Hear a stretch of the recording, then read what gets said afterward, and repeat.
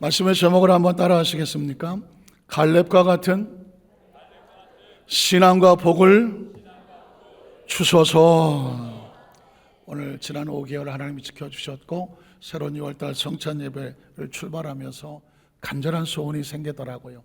오늘 말씀해 보니까 갈렙과 같은, 누구와 같은?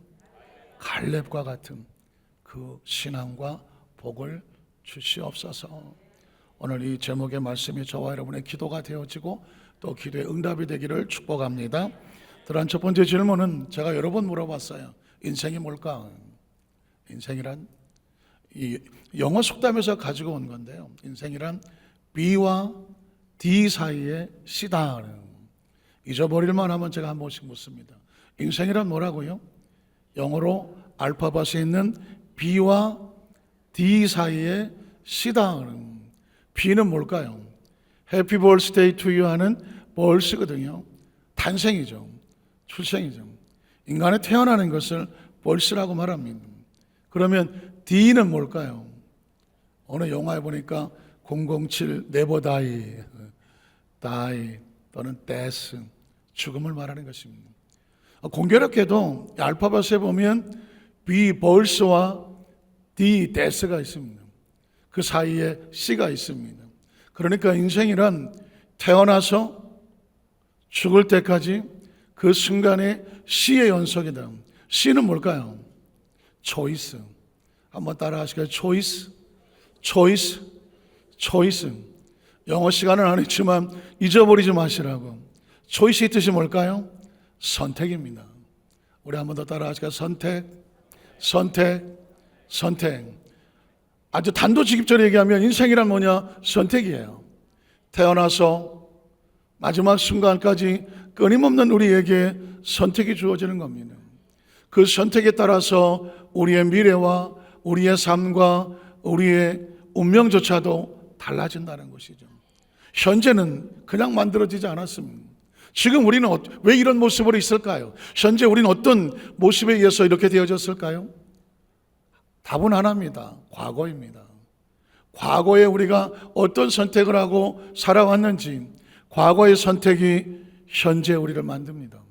현재는 우연히 만들어지지 않습니다. 과거의 선택이 현재를 만들었습니다. 그러면 현재 혹시 만족하십니까? 아니면 내가 왜 이렇게 됐을까? 현재에 대한 아픔과 상처와 눈물이 있으십니까? 그렇다고 해도 절망하지 않습니다. 왜냐하면 우리에게는 미래가 있기 때문입니다. 미래가 있기 때문이죠. 미래는 어떻게 만들어질까요? 현재의 선택입니다. 한번 따라하실까요? 지금의 선택이, 현재의 선택이 나의 미래를 만든다. 미래는 우연히 만들지 않아요. 우린 재수나 요행을 바라지 않습니다. 인간은 존재적으로 현재의 선택이 미래를 만들게 되어 있습니다. 그러니까 지금부터라도 최선의 선택을 해 나간다면 우리의 미래는 분명히 아름다운 열매를 맺을 줄로 믿습니다. 성경은 아주 정확하게 말했습니다. 사람이 무엇을 심든지 그대로 거두는, 심은 대로 거두는 만고불변의 원칙입니다. 그 심는다는 것은 초이스예요. 선택하는 겁니다. 무엇을 심든지 그대로 거둡니다. 초이스한 것이 결과로 다가오는 것이죠. 오늘 성경에 보면 갈렙이라는 사람이 나옵니다. 갈렙, 기억하실 거예요. 갈렙. 그런데 이 갈렙이 여호수아와 함께 놀랍게도 12명의 정탐꾼으로 가나안 정탐을 갔지만 이 2명은 다른 10명의 정탐꾼과 다르게 하나님을 선택합니다. 모세의 편에 서서 올바른 선택을 해서 결국은 그의 삶 가운데 하나님이 주시는 복이 있더라고요. 그래서 간절해지는 겁니다. 하나님, 갈렙과 같은 신앙 그리고 선택의 복을 우리에게 주시옵소서. 우리 첫 번째로 갈렙의 선택과 하나님이 주신 축복의 모습을 한번 살펴보겠습니다. 갈렙이 나오면 어쩔 수 없이 12명의 정탐꾼 이야기가 나오거든요. 자, 10명의 정탐꾼들은 어떤 보고를 했을까요? 민수기 13장 31절로 33절인데 결론부터 얘기하겠습니다. 이 보고를 들을 때 수도 없이 읽고 수도 없이 설교를 듣고 수도 없이 여러분에게 들었겠지만 선택, 초이스라는 관점으로 이 성경 본문을 읽어보겠습니다. 그와 함께 올라갔던 사람들은 이르되 이르되라는 것은 보고하는 겁니다. 말하는 것입니다. 모든 보고와 말 속에는 선택이 담겨 있습니다. 그들은 이렇게 선택한 겁니다. 우리는 등이 올라가서 그 백성을 치지 못하리라.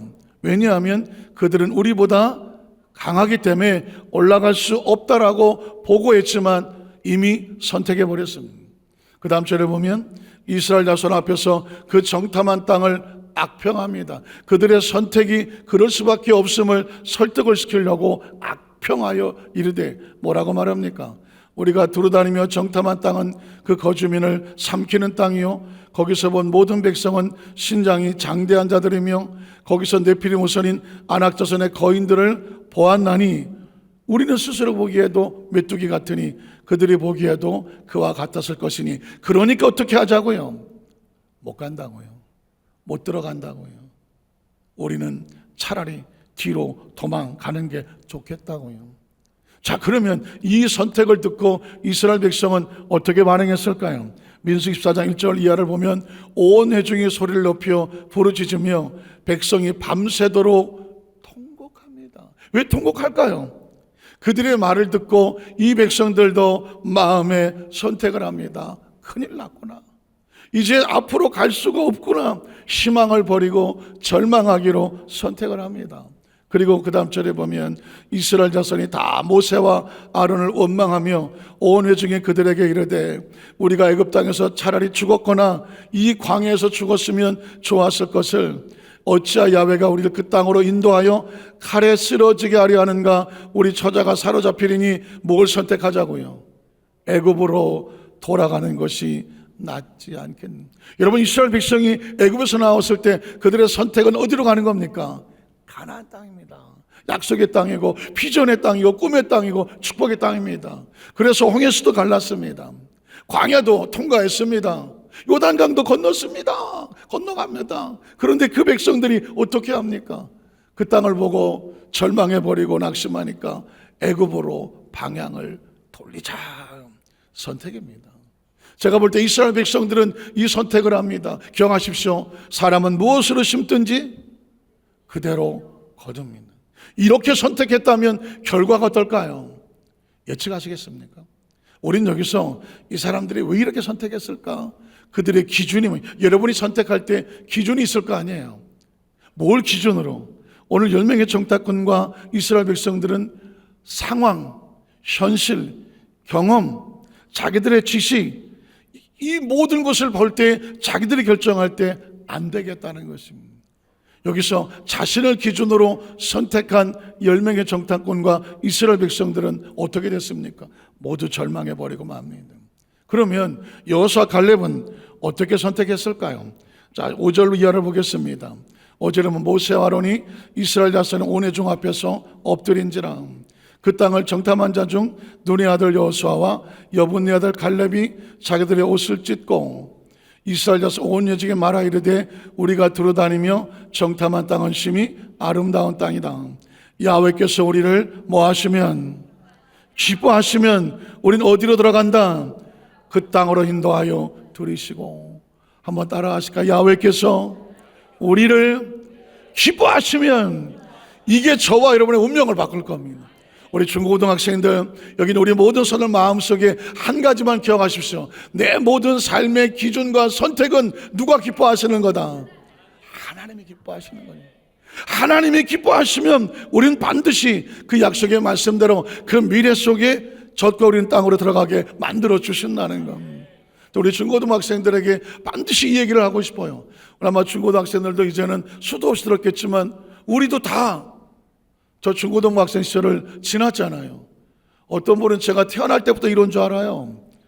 중고등학교 시절 있었다고요. 태어날 때부터 목사가 아니라고요. 저 시기에 고민도 많았고 갈등도 많았고 사춘기 때 진로에 대한 고민, 친구에 대한 고민, 미래에 대한 고민, 신앙생활을 해도 얼마나 고민이 많았겠어요. 그 시대의 부모님들은 그렇게 넉넉하지 않았어요. 가만히 있어도 미래가 열려지는 그런 상황이 아니었어요. 앞만 생각해도 앞이 보이지 않는 컴컴한 상황 가운데 내일 일을 못 났어요. 그때 누군가 제 마음속에 하나님이 기뻐하는 선택을 해라. 그걸 좀 전해줬으면 내가 이때까지 오면서 그런 방황을 하지 않았을 텐데, 제 사춘기 시절은 너무 방황이 많았어요. 왜냐하면 내 스스로 내 앞길을 개척하고 해야 되니 일이 갈팡질팡 좌충우돌하면서 얼마나 많은 시행착오를 겪었을까. 그 마지막 선택이 하나님을 선택함으로 하나님이 여기까지 저를 인도하셨더라고요. 그리고 중고등학생들을 보면 가슴이 애리고 아리고 무너지는 거예요. 저 아름답고 귀한 소중한 시절에 할 수만 있으면 한 가지를 잊지 말아라. 하나님이 기뻐하시는 것을 선택하라는 거예요. 전 그게 두려운 거예요. 목사님이니까 그렇게 하시겠죠. 이해 가요. 저도 중고등부 시절에 예배 시간에 목사님 얘기하면 목사님이니까 그렇게 얘기하는 거예요. 아니에요. 겪어보고 하는 거예요. 힘들어보고 하는 거예요. 울어보고 하는 거예요. 실패해보고 하는 거예요.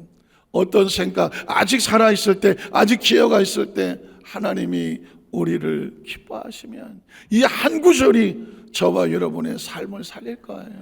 오늘 갈렙과 여호수아는 놀랍게 이걸 붙잡은 거예요. 하나님이 우리를 기뻐하시면 그 땅을 우리에게 주실 것이다. 그러고 나서 보니까 땅이 달라 보여요. 10명의 정탐꾼들은 악평하고 심히 고통스러운 땅이라고 말했는데, 이 사람들 눈에는 어떻게 보입니까? 과연 젖과 꿀이 흐르는 땅이더라. 우리 인생의 삶이 환경과 기준, 내 경험으로, 내 입으로 바라보면 정말 힘들고 어려울지 몰라요. 그러나 하나님이 우리를 기뻐하시면, 내가 하나님을 기뻐하는 선택을 하게 되면 상황이 달라지기 시작합니다. 우리의 삶을 하나님께서 아름답게 이끌어 가실 것을 믿습니다. 9절에 보니까 다만 하나님을 거역하지는 말아라.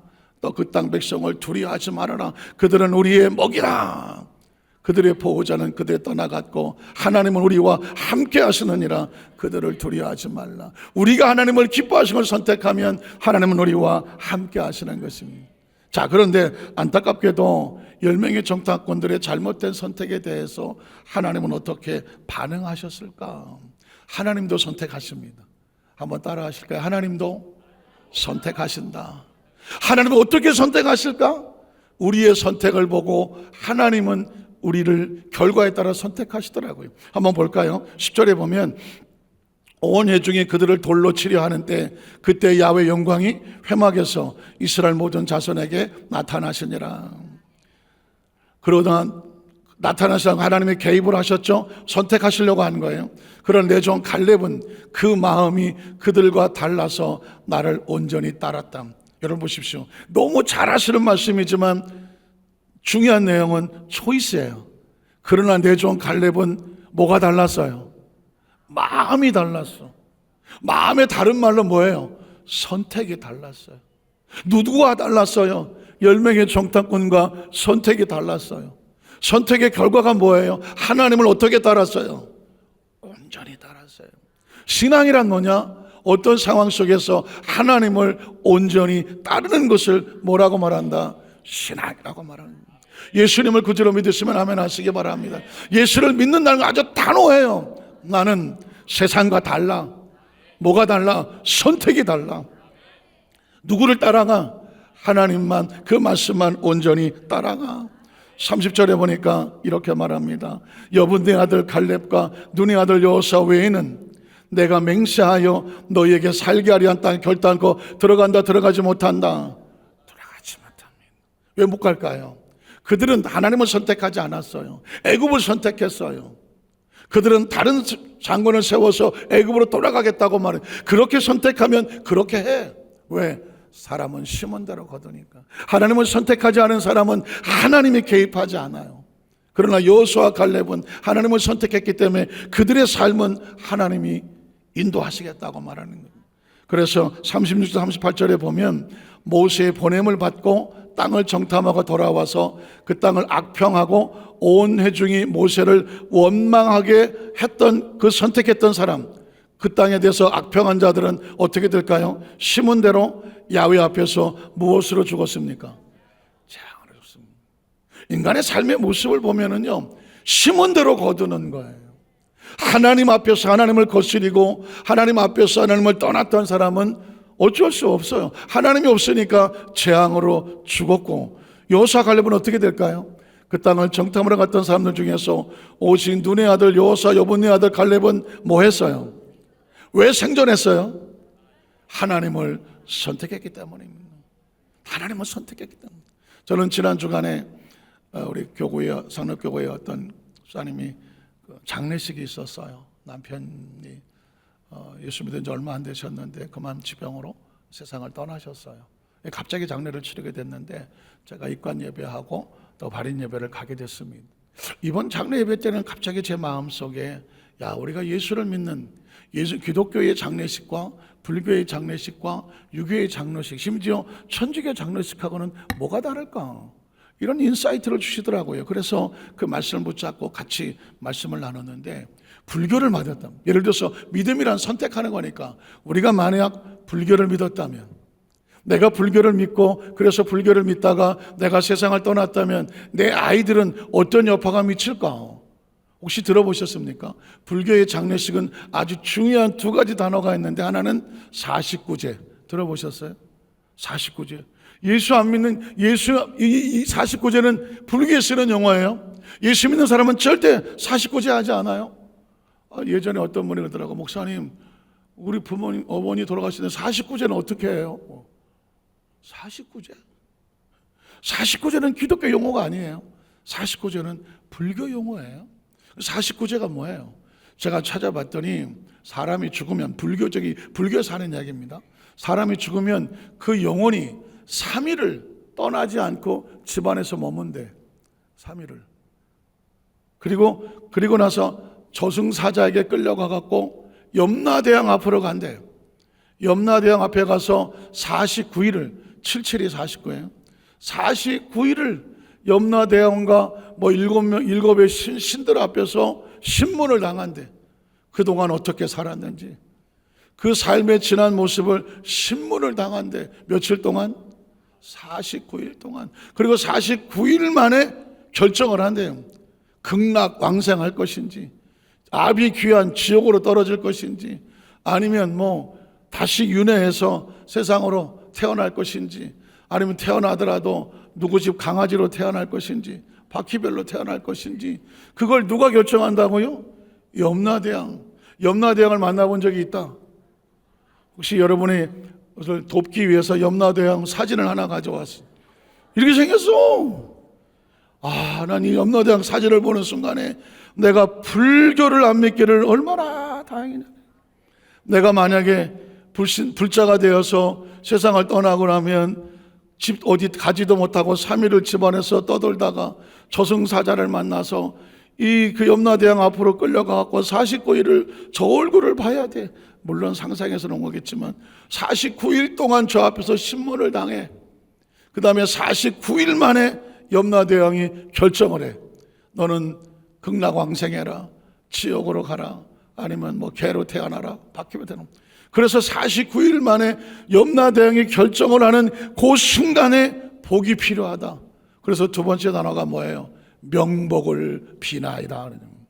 명복이란 단어는 기독교 쓰는 용어가 아니에요. 간혹마다 기독교 어떤 그 단체 간뚝방에 보면 누가 소천했다고 하니까 삼가 명복을 빕니다. 그 명복은 뭐냐면 마지막 49일째 그 염라대왕 앞에 가서 판결을 받을 때 좋은 판결을 받게 해 주십시오. 이게 명복이에요. 그러니까 기독교인들은 절대로 명복을 빈다 안 빈다? 명복이란 단어를 쓰지 말아야 돼요. 이건 이 저승사자에 끌려간 염라대왕 앞에서 복을 받게 해달라고 하는 가슴 아프고 처절한 불교 용어예요. 그러면 남은 자식들은 어떻게 해요? 49제는 누가 드려요? 남은 자녀들과 유가족이 드려요. 49일 동안 매일 절에 가서 제사를 드리고 불공을 드려야 돼.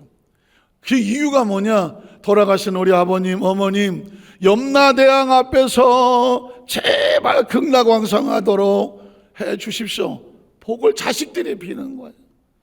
그래서 자식들이 잘 빌면, 지성을 다하면 그 어머니든 아버지든 그 염라대왕 앞에서 좋은 데로 가고 자식들이 똑바로 안 빌면 지옥으로 가고, 이게 무슨 자식들에게 애매모호한 걸 다 뒤집어 씌우는 거예요. 부모가 예수를 잘 믿기를 얼마나 잘했어. 안 그러면 내 자식들이 49일 동안 빌어갖고 그 부모가 지옥 가면 누구 때문에? 자식이 정성이 모자라갖고. 이게 뭐예요? 저는 종교를 비판하고자 하는 것이 아니라 그 장례 절차 예식을 보다가 보니까 염라대왕 안 만나기를 천만다행이라 그래서, 유교를 보니까 유교 장례 문화도 만만치가 않더라고요. 여러분, 3년상 들어보셨습니까? 우리나라가 3년상을 없어진 지 꽤 됐지만 조선시대만 하더라도 부모가 죽으면 자식들은 3년상을 드렸어. 3년상이 뭐예요? 모든 일을 다 제껴놓고 그 부모의 무덤 옆에다가 초가를 지어놓고 거기서 베옷을 입고 3년 동안 거기 있었어. 그리고 아침 저녁으로 제사상을 올려야 돼요. 제사상을. 그걸 자식들이 3년을 했어. 이게 왜 3년인가 그랬더니, 어린아이가 태어나서 그래도 살아갈 수 있는 힘을 거칠 때까지는 부모가 3년을 돌봐야 돼. 그러니까 부모에게 받은 은혜, 나를 살려주신 은혜, 그 은혜를 갚기 위해서 부모가 돌아가면 3년을 그 무덤을 지키는 거예요. 겉으로 볼 때는 효라는 단어 때문에 정말 효자다 그러겠지만 그 삶은 뭐가 되겠어요? 그리고 그 돌아가신 분은, 유교는 1년에 한 번 제사를 드리잖아요. 기일이라고 그래서 제사를 드려요. 어느 집 종갓집 맏며느리는 온 집안 사돈의 팔촌의 친척까지 제사 지내느라고 아주 죽겠다고, 뭐 그런 하소연도 있지만 제사는 1년에 딱 한 번 드리거든요. 그러면 돌아가신 영혼이 부천을 떠돌다가 쫄쫄이 굶다가 1년에 딱 한 번 와서 제사상 차려주면 그걸 먹겠다고 1년에 한 번 온다는 거예요. 내용은 알겠어. 제삿날을 갖다가 기일을 여겨서 효도하고 싶은 마음은 알겠지만 막상 떠나간 그 영혼은 어떻게 되냐고. 제사밥을 1년에 한 번밖에 안 줘. 1년에 한 번 준다니까. 그러면 나머지 364일은 쫄쫄이 굶고 다니시다가 1년에 한 번 제삿날 와갖고 그거 딸랑 한 번 먹겠다고 오는 거예요. 저는 이런 생각을 했습니다. 어느 분이 그러더라고요. 우리 집 자식들은 절대 예수 믿지 마라. 왜냐? 예수 믿는 것들은 보니까 제사를 안 지내더라. 그러니까 내가 나중에 죽어서 제사밥을 차려 먹어야 되는데 우리 자식들이 예수 믿으면 제사밥을 안 차려. 나는 1년 내내 굶지 않느냐. 내용은 알겠어. 그러나 이 얼마나 허망하고 힘드냐고요.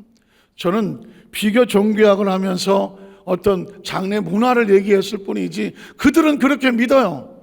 그러나 크리스천은 달라요. 요한복음 1장 12절 기억하십니까? 영접하는 자 곧 그 이름을 믿는 자들에겐 하나님의 자녀가 되는 권세를 주셨어. 거듭나는 권세를 주셨어. 그러니까 예수를 믿는 순간 하나님의 자녀가 되어져. 49제 들을 필요 없어. 자식들이 우리 부모 잘 되게 해달라고 빌 필요 없어요. 1년에 한 번 어떻게 다시 돌아와서 제사상 받아달라고 제사 지낼 필요 없어요. 뭐 3년이 됐든 얼마가 됐든 무덤 옆에서 이미 천국 가서 천국에 있는 부모 무덤 옆에 앉아갖고 아이고 아침 저녁으로 제사상 차릴 필요 없어요. 하나님이 세상을 이처럼 사랑하셔서 독생자 예수를 우리에게 보내셨으니 저를 믿는 자마다 멸망하지 않고 지옥에 가지 아니하고 염라대왕 만날 이유 없어요. 영생하는 복을 내려주셨습니다. 요한복음 10장 1절 3절 기억하잖아요. 너희는 마음에 근심하지 말라. 하나님을 믿으니 또 나를 믿어라. 내 아버지 집에 거할 곳이 많아. 예수님이 땅에 오실 때 이미 우리는 천국에 이 육신의 옷을 벗었을 때에 천국에 안식할 집을 주님이 예비하신 줄로 믿습니다. 예수를 믿는다는 건 종교적인 생활이 아니에요. 선택이에요. 하나님을 선택함으로 말미암아 이미 이 땅에 잠시 육신의 장막을 입고 살지만 이 옷을 벗을 때 우리는 영원히 있는 하늘에 있는 손으로 짓지 않은 하나님의 집이신 영원한 집이 우리에게 있는 줄로 믿습니다. 이 소망이 있는 거예요. 갈렙의 선택이 하나님에게 그 축복의 선택이 되게 하는 것처럼 크리스찬의 선택은 우리에게 이 미래에 대한 축복도 약속하고 있습니다. 두 번째로 보면 갈렙의 신앙과 하나님께서 주시는 축복의 모습입니다. 제가 아까 갈렙의 선택이라고 말했는데, 선택은 기준이 있다고 말했고 그 기준에 따라서 결과가 달라지는데, 그 선택은 다른 말로 바꾸면 신앙입니다. 한번 따라하시까? 신앙은 선택이고 선택이 신앙입니다. 내가 크리스찬이야. 내가 크리스찬이라고요. 근데 네가 크리스찬을 어떻게 알겠어? 선택하는 걸 보면 알죠. 자, 갈렙은 어떻게 선택했을까? 성실한 마음과 신앙을 써서 그의 선택은 성실한 마음에서 왔습니다. 오늘 6절로 7절을 보겠습니다. 그때 유다 자손이 길갈에 있는 여호수아에게 나아오고 그니스 사람 여분네 아들 갈렙이 여호수아에게 말하되 야훼께서 가데스 바네에서 나와 당신에게 대하여 하나님의 사람 모세에게 이르신 일을 당신이 아시는 바라. 내 나이 40세에 야훼 종 모세가 가데스 바네에서 나를 보내어 이 땅을 정탐하게 하였으므로 그때 내가 그 10명의 정탐꾼이 온통 부정적인 여기를 쏘놓고 온 민족을 고통스러우게 할 때 나는 어떤 마음으로 보고했어요? 성실한 마음. 그게 신앙이에요. 하나님을 선택할 때 성실함으로, 하나님 앞에 최선을 다하는 거짓 없이 성실함으로 보호를 했다는 것입니다. 신앙의 가장 중요한 나라는 뭐예요? 성실함이에요. 두 번째 마음은 충성된 마음이었어요. 8절 이하를 보면 나와 함께 올라갔던 내 형제들은 10명의 정탐꾼들은 백성의 간담을 높게 해서 절망과 좌절에 빠지게 해서, 그러나 나는 내 하나님 야훼께 뭐 했어요? 충성을 해요. 신앙의 또 다른 말은 충성입니다. 나 예수 믿는 크리스찬이야, 나 예수 믿어. 이 신앙의 마음속에 성실함과 함께 뭐가 있어야 돼요? 하나님을 향한 최선의 충성된 마음이 있어야 해요. 충성된 마음은, 갈렙은 놀랍게 이 고백을 해요. 그 위기 가운데 내가 어떻게 그런 고백을 했냐고요? 나는 하나님 앞에 충성된 사람입니다. 세 번째, 갈렙의 마음은 새로운 도전하는 마음이었습니다. 10절을 보겠습니다. 10절에 보니까 이제 보소서 야훼께서 이 말씀을 모세에게 이르신 때로부터 이스라엘이 광야에서 방황한 이 45년 동안을 야훼께서 말씀하신 대로 나로 생존하게 하셨는데, 오늘 내가 몇 살이에요? 85세예요. 나이가 85세, 갈렙이 85세에 하는 이야기예요. 40대 펄펄할 때 하는 얘기가 아니라 85세에 지나온 신앙을 돌이켜보면서 내가 이제까지 신앙생활을 어떻게 해왔느냐? 성실한 마음으로. 어떻게 해왔느냐? 충성된 마음으로. 그리고 새로움에 도전하는 마음으로 85세로 돼 모세가 나를 보내던 날과 같이 오늘도 내가 여전히 어떻게 해요? 강건하다. 여전히 강건하다.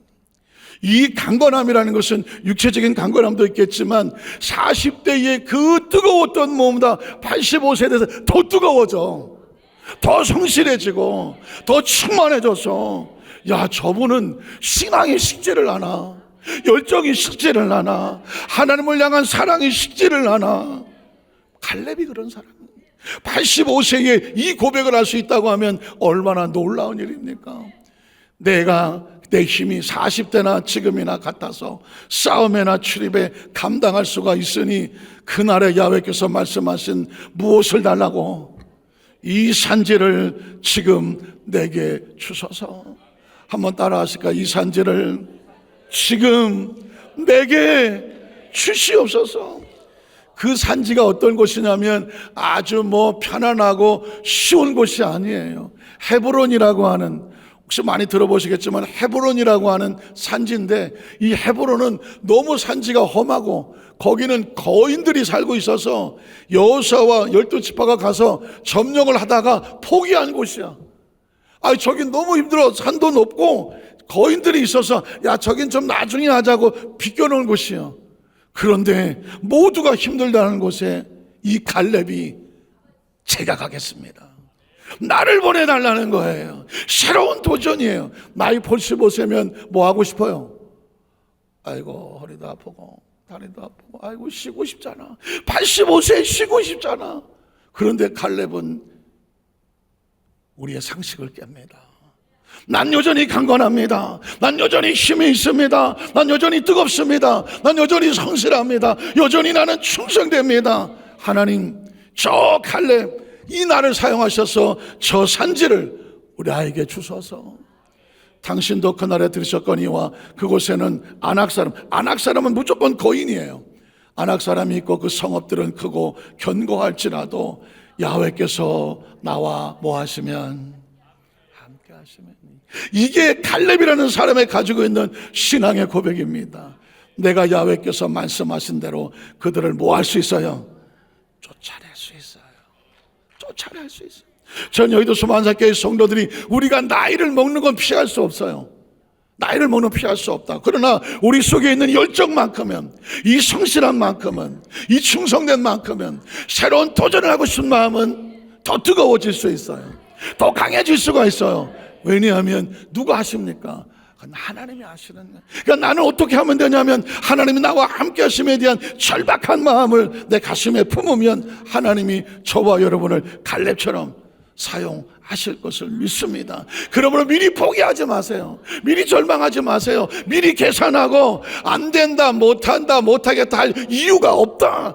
칼렙은 지금 우리에게 나이 80이 돼서 55세가 돼서 아주 충성한 모습 우리에게 외칠 겁니다. 강단에 세워놓는다면 여호수아와 같은 그 시대 속에 있던 칼렙이, 여의도 수만사교회 성도 여러분, 눈을 부릅뜨십시오. 어깨를 피시고 그 마음에 뜨거운 열정을 품으십시오. 당신들은 여전히 젊습니다. 내 나이 85세에 나는 헤브론 땅을 점령했습니다. 오늘 저와 여러분 도전하는 겁니다. 오늘 저와 여러분의 마음속을 절망하게 하는 게 뭘까요? 포기하는 게 뭘까요? 혹시 내가 나이가 많은가? 내가 뭐가 모자란가? 내가 모자란가? 세상에 다른 거인들보다 뭐가 부족한가? 아니라고 말하는 거예요. 그것을 우리 점령하고 들어가자고 말하는. 저는 이 말씀을 듣는데 제 마음이 뜨거워지더라고. 그랬구나. 하나님은 어떤 사람을 쓰시는가? 여전히 하나님을 향하여 마음이 뜨거운 사람, 마음이 뜨거운 사람, 성실한 사람, 충성된 사람, 새로운 도전 앞에서 남들이 다 도망치더라도 에이 그거 안 돼 하는데 거기에 대해서 이 산지를 내게 달라고 도전하는 사람, 그 사람이 칼렙이에요. 그리고 칼렙의 마지막 네 번째 신앙은 뭐냐면 끝까지 온전히 따르는 마음과 신앙입니다. 13절에 보니까 여호수아가 여분네 아들 갈렙을 위하여 축복하고 헤브론을 그에게 주어 기업을 삼게 하매 헤브론이 그리스 사람 여분네 아들 갈렙의 기업이 되어 오늘까지 이르렀으니 이는 그가 이스라엘 하나님 야훼를 온전히 쫓았다. 온전히. 혹시 모르겠어요. 요즘 묘비명 같은 거 세우는지 모르겠지만 혹시 만약에 저와 여러분의 묘비명을 누가 새겨준다면 갈렙의 묘비명이 이거 아니겠어요?